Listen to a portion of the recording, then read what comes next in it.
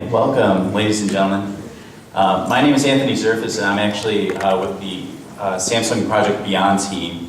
And up here on stage with me, I have three awesome creatives who we've had the excellent opportunity to work with in terms of having them get a chance, a real unique chance actually, we'd probably say, of using the Project Beyond camera. And so just to kind of give you a heads up as to what this is all about, we did come straight from the Samsung Developer Conference, which is right up in San Francisco. So some of the slides will say Samsung Developer Conference, but we are talking about the same things here. For those of you that are aware of Project Beyond, we'll talk a little bit about it, but this workshop is really geared about 360 video creation and the experiences that these three people up here have actually gotten an opportunity to learn about and hopefully instill some knowledge and some best practices on 360 video creation. So to kind of kick us off here, I'm just going to show you a quick video about what Project Beyond is really all about. We were born with a desire to tell stories. So we invented tools that let our creations live through time. We put our imagination into motion and reframed reality. We built new ways to share stories, always looking for what's next. Today, we can capture 360 degrees of life. We can create immersive experiences that put you in the center and transport you to places you've always wanted to go. Where will your story take us?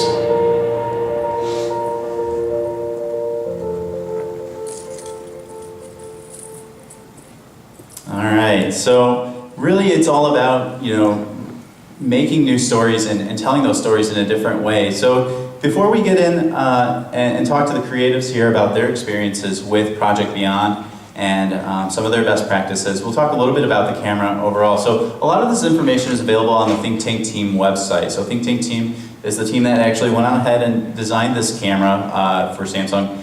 It is stereoscopic 360 degree video recording, 4K video output, which is absolutely amazing, and 17 cameras. So you have 16 cameras around, and you probably won't be able to see it up here, but there is one camera up on the top as well. So it'll have 8 mics around it as well. So those mics will be integrated. There will be integrated storage, battery, live streaming capabilities, which, as we know, is really, really difficult to do. So it's pretty awesome that it's able to do it. And obviously stitching software, which is kind of the key for 360 video editing. So the camera overall is an amazing, amazing production tool. And these three creatives over here, I'll give them a quick introduction. So they've had the opportunity to actually basically record and film with this camera. Andy, I know I got an opportunity to work with you a little bit, but just to give you an idea as to who everyone is, this is Wasim. Wasim, do you want to go ahead and tell us a little bit about yourself? And what you've done with the camera and what you've done in the past? Sure. My name is Wasim. I'm a commercial landscape photographer and videographer.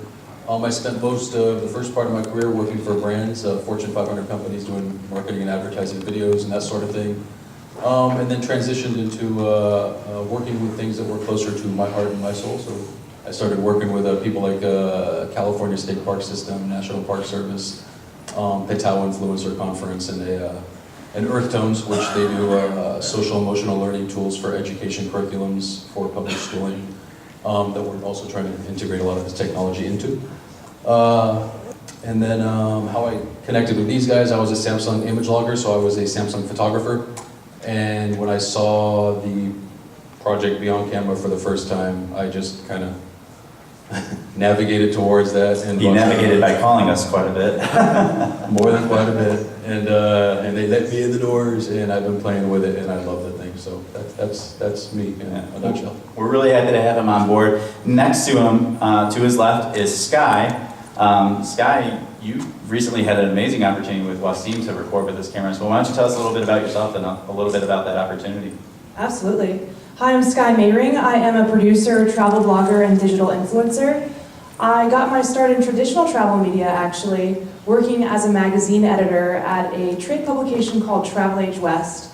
I was the managing editor there for about 7 years and made the transition into video production, doing a lot of work for destination marketing offices and various brands in the travel space. And I also work as a digital influencer, and I'm sure many of you know that that's essentially, I would harness my social media following, align with brands that I think are a good fit for my fans and followers, and we work on digital campaigns together.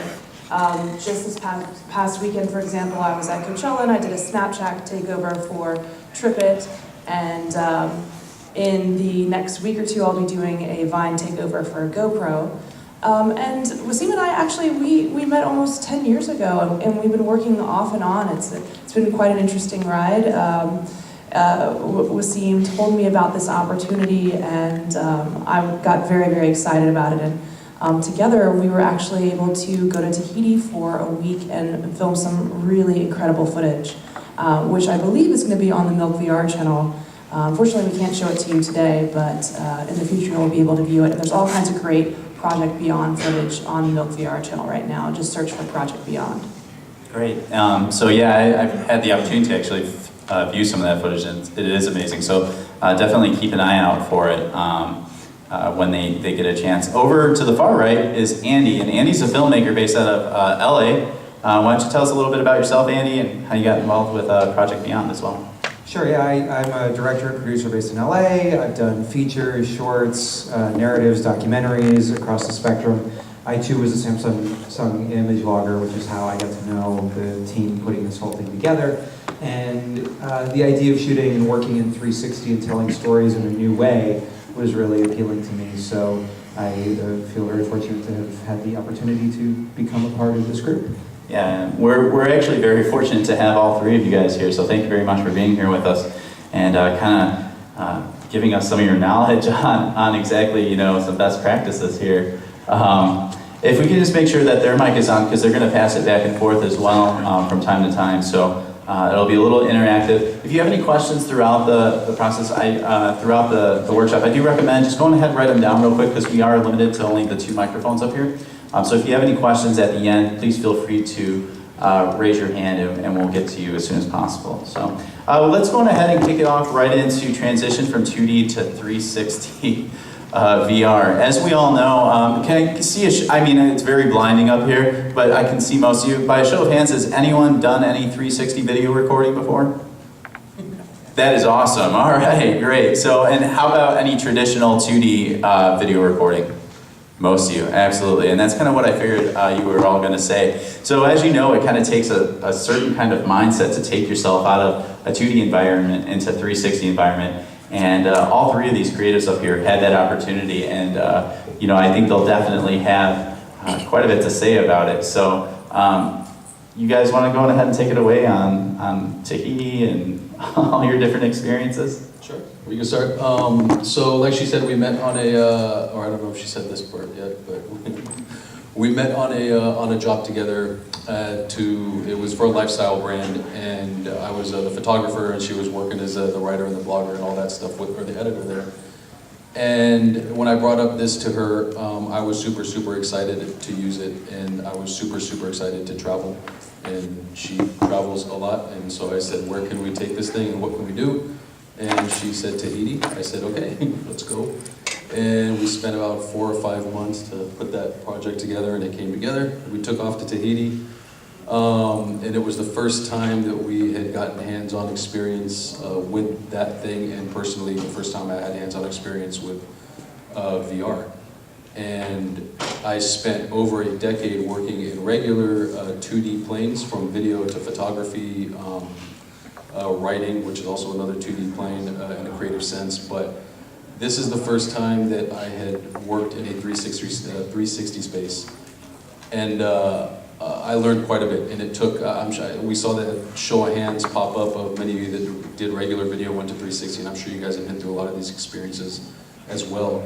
But it's definitely kind of retraining your brain for the new tools that you could use, because it's really the first time that you can immerse somebody into that situation ever, I think, probably in the history of humankind.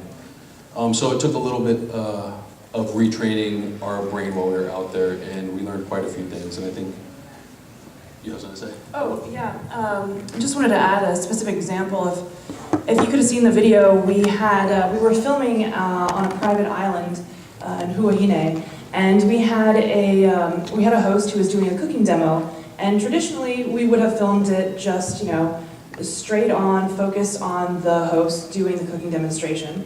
But we found that once we actually watched the playback that it was so static and so boring, we needed to create different points of action. So we actually made a triangle of sorts where we had the chef, the host, go and pick up the ingredients, which was a coconut, in one area, and then walk all the way to the other area where he was going to shave the coconut, and then walk to a third point, which was this beautiful table over the water. And as he was walking to the table, you could hear the splashing of the water, which was this visual cue for you to look down. And all of a sudden you see tropical fish underneath your feet, and you would have never thought to look down to view that. So it was a good learning experience for us to know that there are other kinds of cues, not just action, that sound can also be a cue. Do you want to talk a little bit about that? Yeah, as a director, I'm used to working with either a 16:9 or 2:3:5 frame and really being able to contain the action in that frame. So the idea of really handing over control of the experience to the audience and not necessarily being able to have as much control myself felt a little bit daunting. So it really comes down to visual and sound cues to be able to focus the attention of your audience. And you spoke to the visual, but I think certainly with sound, that's going to become more and more important to help make sure that people are looking where you want. Because you're not always going to have everything in 360. Or if somebody's looking over to the right, but where the action is taking place is on the left, you need to find ways to redirect their attention. I saw one of the exhibitors here was using sort of a heat mapping technology to show you where a viewer is looking in your completed VR video, and I think that's going to be an exciting way to test and know through the process, as you continue to develop this, whether what you're doing is working. You may not be able to go and, let's say, reshoot something, but you could add a sound cue to make sure that the attention is redirected where your audience needs to be looking. So it's just thinking about things in a new way outside of that traditional rectangle. And a lot of that does go, and I'm sure that you guys have also had a lot of experience with that, is that creating movement to guide that viewer, like she was talking about. So with the sound and creating movement in the frame, when you're used to just that 2D frame, you have control over everything that's in that 2D frame. And we're all, or most of us, are pretty experienced with putting on a headset and knowing that we can look around and experience everything around you. But whenever we show it to somebody that is not experienced with that, the first thing they do is they look right, they look left, they look up, they look down. They completely forget that there's a whole other 180 to 270 degrees that they could, look around in as well. And so, going on what she was talking about is creating that movement behind you, using those sound cues behind you and all that stuff, because it just takes that one time, and I know you guys all know this as well, for that person to actually get that sound cue or get that visual cue and see somebody walking and follow that person all the way around, and then they get it, and that's when their jaw drops open, like, oh, whoa, and then they get it for the rest of the, for the video or whatever demonstration you're showing them. But it is using that movement within the frame and using that sound to basically guide that viewer, especially as it becomes more and more adopted by the public. I completely agree with you there, and I think that there's going to be a little bit of a learning curve. And at first, we really have to spell it out for the viewer, where we have to give them the cues. Look up, turn around. Can you find X? Can you find Y? I think for now and in the next few months, and maybe it's not going to be that way a year from now, but those VOs that can actually point the viewer in the direction that you want them to go are pretty critical to start. And one of the things that you guys brought up, was kind of in terms of VR as a whole, as 360 as a whole, is sometimes just learning to let go, let things happen as they are, because we can't always plan everything that's going to happen in 360 video, correct? No, for sure. That goes back to shooting on 2D plane and being able to control everything that's in your frame, what's in and what's out of that frame, and everything that's out of that, that's not in that frame is equipment or crew or this and that. And that was super, super, super frustrating while you're out there and you're trying to get used to this, because it's like, oh, I don't want that person there, or I don't want that there. And then there's just a moment where you just have to tell yourself to let go and realize that that's kind of what puts the reality in virtual reality, is that there's these elements that if you controlled every single element in that frame, then it would no longer be something that people could relate to as reality, because it would be way too staged, it would be way too artificial. So you have to let the flaws of humanity kind of be part of the scene as well, in order to get that person immersed in the experience. And I think if you're doing something in a more narrative realm, or doing commercial or something where you have full control over the scene, you can block your actors, you can block your set pieces so that you can control it. But for example, when Anthony and I were working and we hiked up to the back of the Hollywood sign, my gut instinct was, oh God, what are all these tourists doing here? They're going to ruin the shot.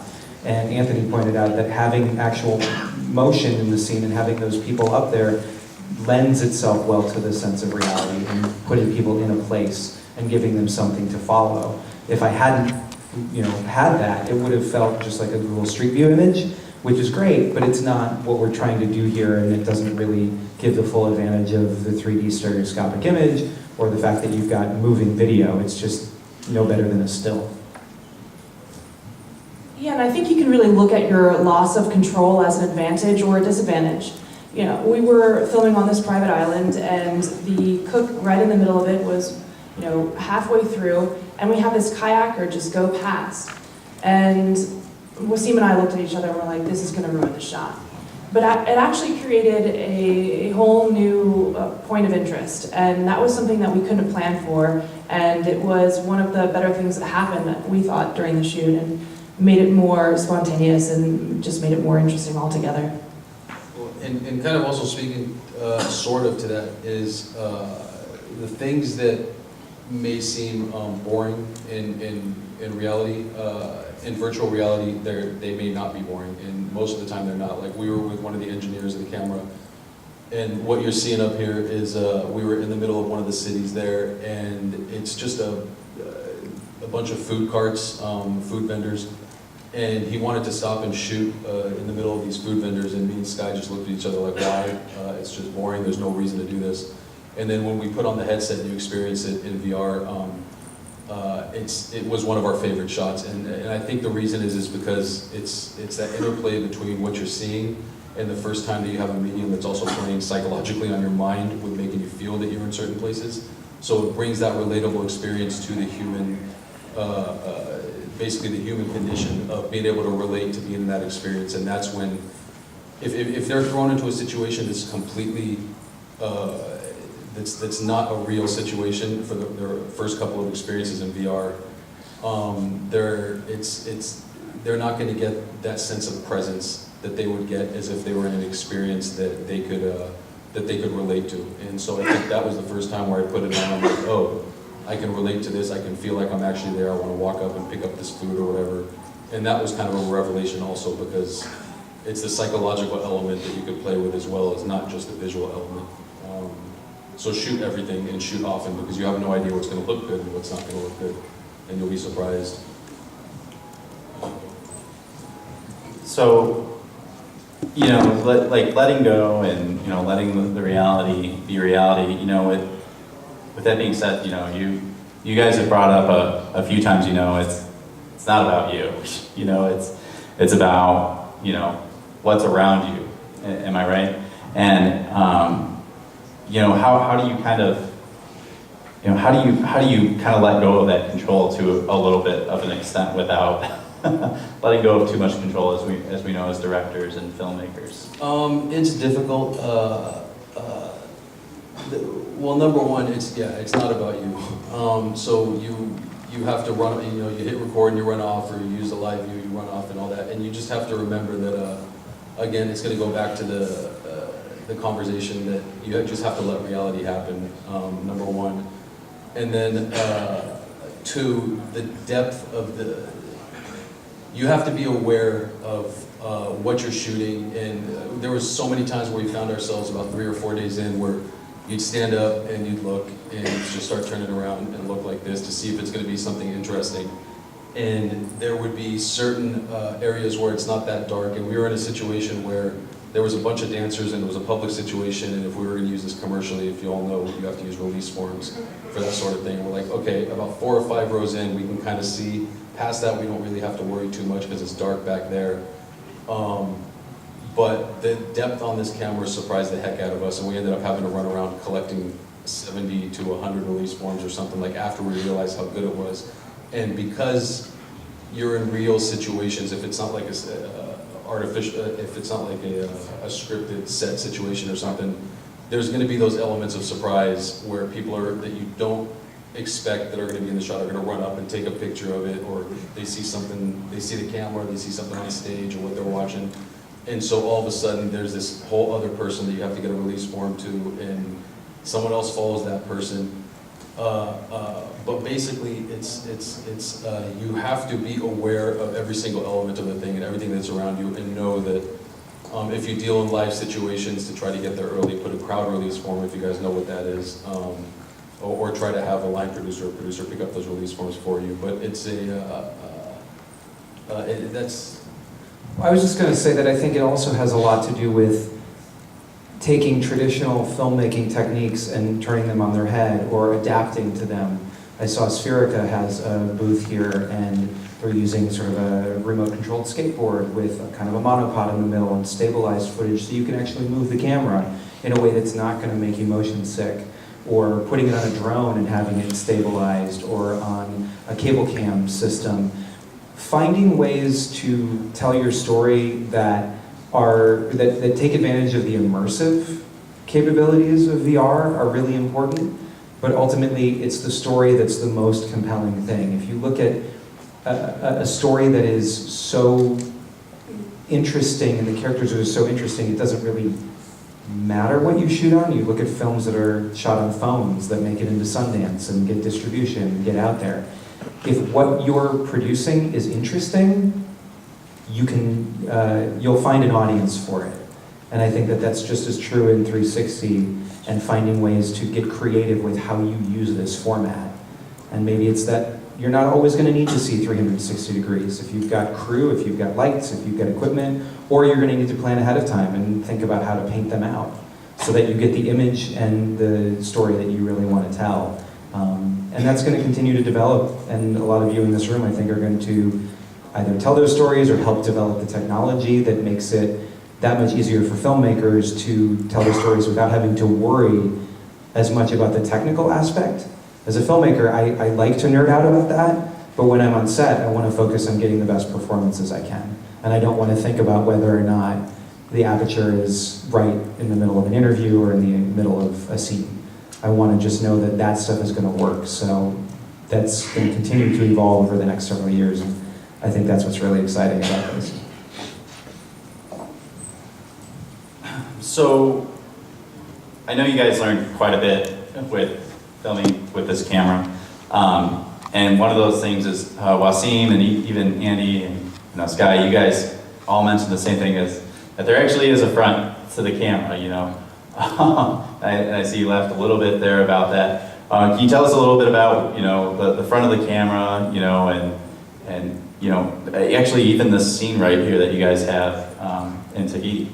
Yeah, we actually discovered this the hard way. As you can see, on the far right-hand side is our couple. They were our primary points of interest, and that was our focal point. But when we reviewed the footage, we realized that our focal point was the television, which was off, and of course that was not where we wanted to have everyone looking. And Wasim can talk a little bit more about this because he had to deal with all of this madness in post.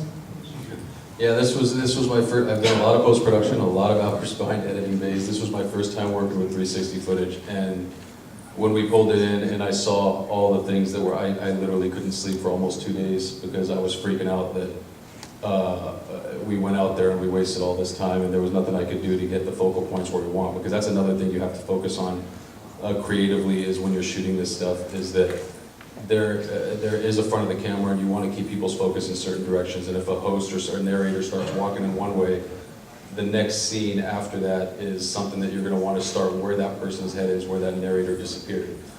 So you want to follow that motion with them, and that after 24, 48 hours of trying to figure out what the heck to do, I got a great suggestion out of him, which was to double up the layers in post and be able to restitch it ourselves by moving the layers in Premiere or Final Cut or whatever post-production you use, whatever editor you use.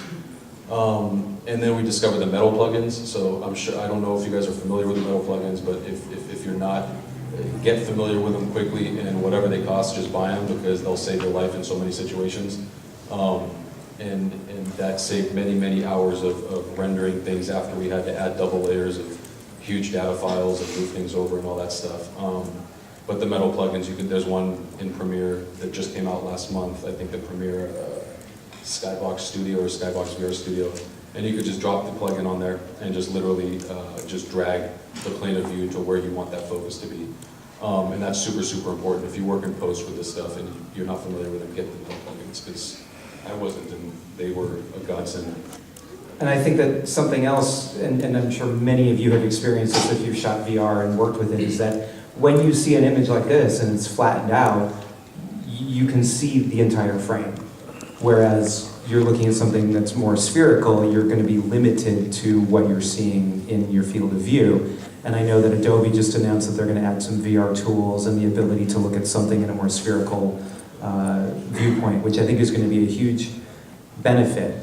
I imagine that at some point in the very near future, and I'm sure people much smarter than I are working on how to do this, you'll be able to wear, let's say, a Gear VR and actually have maybe your controls overlaid and see it exactly as you would in the headset. I know I had a lot of trial and error playing with something, framing it, exporting it, and then looking at it through the Gear VR and realizing that what I really wanted to do was X, Y, or Z. So those things I think are going to become much more streamlined and a lot easier as the process evolves and as more people use it and start to be able to articulate what it is we want as filmmakers and how then to achieve it. So I think that's going to be a good thing. But also, like speaking of it, I think it's still good practice to try to make a marker and use those same two lenses if you're using a stereoscopic camera, depending on what camera you're using, but use the same configuration on that particular camera to face forward to the focus of the scene that you want if you have that scripted out, because, or if you have an idea of your head or an outline or a storyboard. Because then you bring in the sound aspect back into it, and if the sound is happening over here, and depending on what kind of, like, all that we were using on this shoot, because we were using a pre-production model of the Beyond, so some of the mics weren't activated yet, so we were using a Zoom recorder, if you guys are familiar with a Zoom digital recorder. And when you have it, and we're using the XY mics, it was a Zoom H5, so you could switch out the different kind of mic heads that you want in there. We were using an XY with a dead cat on it, or the wind buffer on it, and it actually plays to an advantage in the sense that when people are walking around, like you hear it walking around on that thing, and so when you have the headset or when you have your earphones on and you're playing it back in the headset and someone is walking to the right, you'll hear that in that mic and you'll follow it, which is an advantage versus studio filmmaking. But if you're using the same two lenses and you have the mic configured in the same direction, then you'll have the proper sound for that sort of thing. But if you don't, then you have to work with other post-processing tools in order to work the sound to go 360 as well. I think with the production version, it's different now. Right, and again, the product that they were using is a pre-production model. There, like anything else, there are some differences and changes that may be in the final production version. So you guys, the experience you had with it though is, in terms of 360, it's very similar to, a lot of 360 cameras out there, which is pretty great. In terms of, best practices for you guys, one of the things that I've learned the hard way, and I know some of us have learned the hard way, is to make sure you're cleaning every lens after every shot. Yeah, absolutely. I mean, a fingerprint on one of your lenses can ruin your stitch. And there are 17 lenses, so you have to be really cognizant. And before you hit record, just make sure that you're checking all the lenses and make sure that they look clean and crisp. Of course, we were in Tahiti, which has this really high humidity, really high heat, so that presented more challenges for us, where you needed to make sure, probably a little bit more often than the average person, that our lenses were clean. And the point to slate everything, I think, is a good one, both visually and sound-wise. If maybe you've encountered this in VR, or you've encountered this previously, where sometimes the camera and the sound will drift out of sync over the course of a take. And I experienced that. We were filming a band, and thankfully I was able to sync it up by finding the drummer's, his countdown at the beginning and at the end, and I think I had to speed up the visual to 101.38%. Totally imperceptible to the end user, but it was able to keep everything in sync, and if I didn't have that, I probably would have been able to sync it at some point, but it's that much harder when you're doing it in VR if you don't have a really strong visual cue. So visually, sound-wise, slate at the beginning and the end.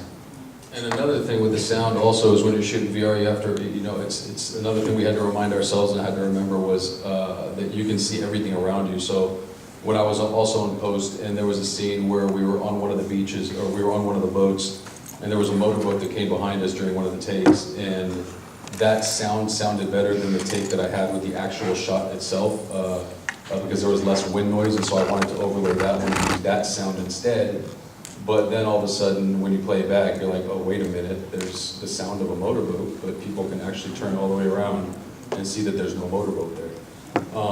So that was another lesson that I learned in post, but to make sure that you're capturing the sound and using the sound with each take, which also helps with the slating at the beginning and the end of each one of those shots, because it's not as easy unless you have like a great Foley room to recreate that sound, to use just different sound from different takes, which I would traditionally use in a regular video or a regular film or something, but I learned that you couldn't do that with this sort of stuff. Yeah, and keep it short and sweet. Once you've had a chance to explore the space, once your user has done a complete 360, looked down, looked up, there's no activity, if there's no action, it's boring. So you really have to think about keeping it succinct. The converse of that is that sometimes it can be too short and not sweet enough, which is when you're looking at a flat image of your spread out 360, you're seeing everything. You're not experiencing it the same way that your audience is, where they're going to have to take it all in. So there were several times where I would have a shot up there for 8 or 10 seconds, which, as I'm sure you know, sometimes feels long in a traditional storytelling environment. But I felt that it wasn't long enough. If I had enough visual information to keep the shot interesting, looking at it in 360, there were times I wanted that shot a little bit longer. So it's going to be a bit of trial and error, obviously looking at it through your HMD to find out if that shot is up there for the optimal amount of time, and as with anything, get some outside perspective. I think that's really important. That's actually a really great point, because if you're used to watching regular video and editing or working with regular, the regular frame, it's once the narrator or the scene or the actor or whatever it is done saying what they're saying, and that scene is over, you think that scene is over, you just cut to the next one, because all you're looking at is that plane. But the first couple of edits that I did of the video, that we'll give you a link where you can, at the end of this, where you can watch those videos, but the first couple of edits, like I kind of did use the same method because that's what I'm used to over a decade. And then when I played it back, I'm like, wait a minute, so I'm just watching what's happening, but it did not give me any time to explore the scene. So this is one of those situations where I almost had to double the size of those scenes in order to give enough time for, after the narrator said what they're saying or after the actor says what they're saying, to give the person that's got the headset on the chance to actually explore the entire scene. And it seems way long in the timeline when you're editing it, but once you put it on, it's like, okay, I get it. Like, they need that time in order to explore that scene. So let those kind of let them marinate. I think the key here to balance it out is to really have a variety of people provide feedback for you in post. Because you have to think about your audience, and you have to think about how experienced are they, how intelligent are they, are they going to know to look for these cues. And the broader your subject base, the better. So, talking about, you talked a little bit about post-production, Wasim. I'm sure most of us in here that have shot with 360 video have had quite a bit of experience with post-production. Wasim, you had mentioned a little bit earlier about the Skybox Studio and Metal. Can you elaborate a little bit on how you feel about this piece of plugin, the software here? Yeah, obviously I'm glowing about this software because it just changed, it solved so many issues. Again, if you don't have them, get them. And if you're working with this footage and you're going to be, just get them. They just released the Premiere. They have the After Effects one. Is what they started with, the After Effects plugins, and they just released the Premiere plugins. I think at the end of last month or something, just in time for me to start working with this footage. But get them, get that stuff. And the other thing also is, once I started importing all the footage into my system, into my machine, I realized that you're working with a lot of data coming out of these cameras, and it was very apparent to me very quick that I would have to do something in order to be able to work with this data in a regular timeline and not wait for everything to render every single time I did something. And if you're not familiar with offline, are you guys familiar with offline editing? Who is, who's not, no one? Okay. For those of you that aren't, and you're going to start working with this footage and you don't have a super crazy computer yet, go ahead and learn to offline edit. And basically what you're doing is you're creating lower res versions of the actual footage so that it'll play back and you can work with it in your timeline. And then once you're done and you have your picture locked, then you can reconnect those files to the original high resolution files, as long as you do not change the names, keep the names exactly the same, because that will create an absolute nightmare if you don't. But if you keep those names the same, then you can just link them at the end and then you're solid. And also... And Adobe, I think, is actually going to make this a one-click thing in the next version, is what I was reading, that you can, on import, you can actually create proxies, low-res proxies, work with those, and then simply toggle back and forth between your low-res and your high-res. In my case, I just converted all the MP4s that came from the Stitcher into ProRes because it was just a more stable and robust format for me. And I had no problem working on it on my desktop Mac and on my laptop using an SSD. So I think it's just about finding your own workflow, developing your own workflow. There aren't a lot of tutorials out there the way that there are for so many things, so you can't just go to lynda.com or YouTube and find things. To that end, I think it's about finding and building a community in VR as well. I mean, the number of emails that Wasim and I exchanged about, I'm trying to do this, how about this, figuring things out and troubleshooting, that's kind of the name of the game right now. And it'll get easier, but until that happens, building on that with one another is going to be how we continue to evolve this and make sure that we're making really good content so that the audience for this grows and doesn't get bored by seeing something that's maybe subpar. I think we owe it to them to give our best and to create that, and by working together we can. Oh, go on. I was just going to say, be patient with them also, because like again, like a lot of us or most of us are very familiar with the medium, and a lot of things will be boring to us really quick because we're familiar with it. But for most of the audience out there, like we learned that you have to be patient with them for them to get it. And the things that we found exciting 2, 3, 4 months ago, they still haven't even been introduced to yet, so they're super getting excited about it. And that kind of speaks up to, I think, one of the next talking points is not everybody has access to these headsets or they have these headsets yet. So if you're working with this footage, it's really hard to get feedback. And that was a tough part also, was to get feedback from people, because usually if you're just shooting or editing a video, they'll be with you in the edit bay, or you could send them a link to a preview. But with this, you couldn't, like you had to find either someone that had a headset, or if you were home, or if you were around or something. But take a Gear VR or a headset with you everywhere and have your footage loaded on there everywhere, because it's really, really valuable to get that feedback from people that especially that haven't experienced it yet and are going to, that are absolutely going to in the next 6, 7, or 8 months. I just want to say that I think, at the beginning of cinema, we had people like the Lumiere brothers who were really visionaries. And they did a film at the very early days of just a train coming into a station. And there was sort of an urban legend about people reacting to that film at the time. But what actually happened was several years later, they refilmed the train coming into the station in 3D. And at that point, people who were in the audience freaked out because it was unlike anything they had seen before, this train coming towards them. And I think we're at that point now where people who have never experienced 360 before, 2D, 3D, whatever, are having these aha moments when they realize the potential of this. It's sort of the beginning. Abel Gance was a filmmaker who in 1927 did a film called Napoleon, and he was the first person to really take cameras outside of studio environments, to move the camera, to come up with creative ways to tell those stories. He shot in traditional 4x3, your more square format, but for the third act, he created a triptych. So he was shooting with 3 cameras and then projected with 3 projectors. And that, too, kind of immersed the audience in ways that hadn't come before.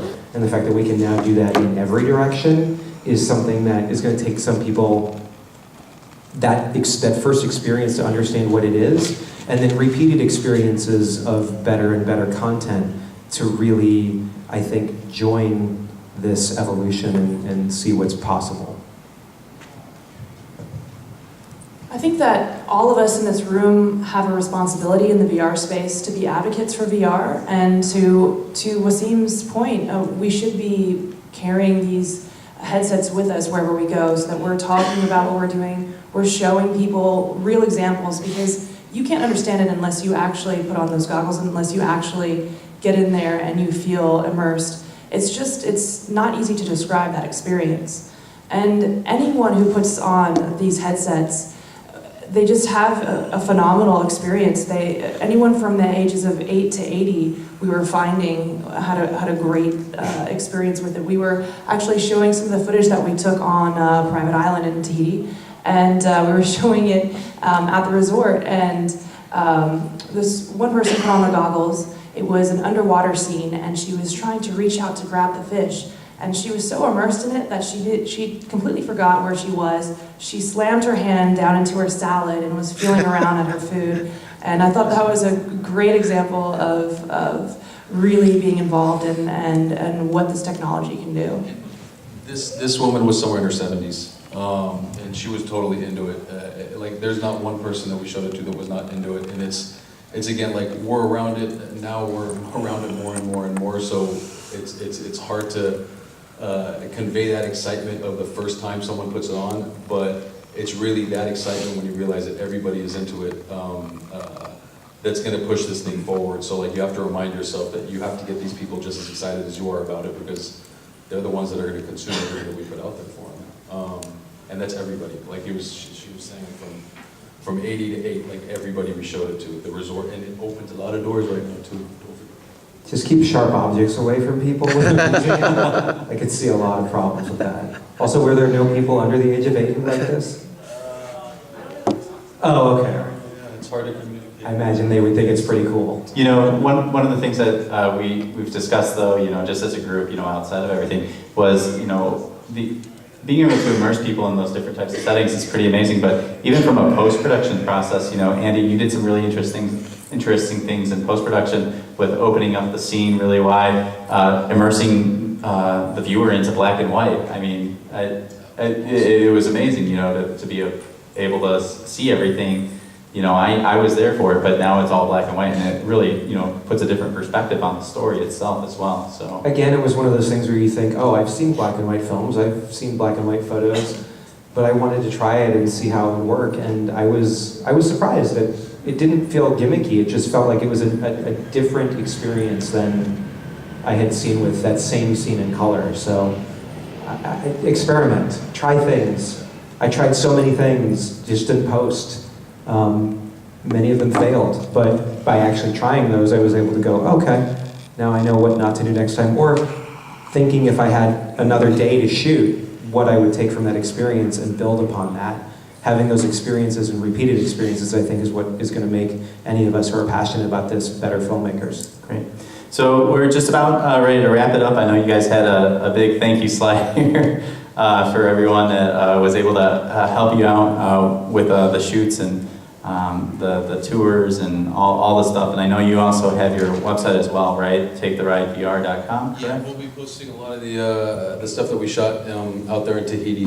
We did about 4 or 5 different videos that I wish we were able to show you here today. I might have one on one phone in the back that if some of you want to stick around, I can show you. But we're going to be posting them on that website, taketherightvr.com, in the next week or two, and you'll be able to see that stuff there. And again, keep an eye out on the Milk VR channel for our content and other Project Beyond content.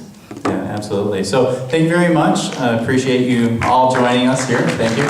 We do have a little bit of time for a quick Q&A.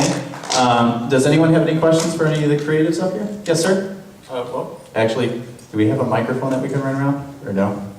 Is this it? Yeah, speak up. Yeah, you can. Okay. So after your experience, you talked about some tools that you used, and especially for post processing. But do you have a wish list of tools that you identify?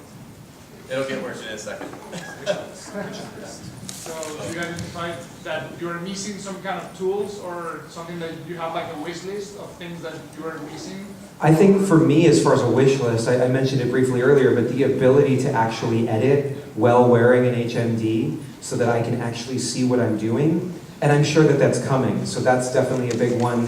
I think tools maybe out in the field for pre-visualizing or seeing things,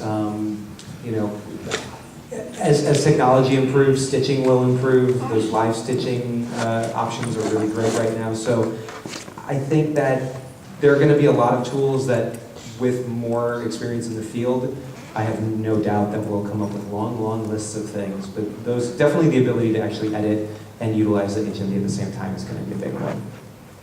That's absolutely my biggest one too, because it's tough to, you put together an edit and then you have to output it, put it back in the headset and check it out and all that stuff. And when you get into a creative flow, that kind of breaks the flow, which sucks when that happens, because then you have to bring yourself back into that zone, like get back into that groove again. So that's to me also, that's like the big wish list, is to, I know it's asking a lot, like right away at the moment, but that's definitely something that would help that flow a lot, or like help you stay in that space.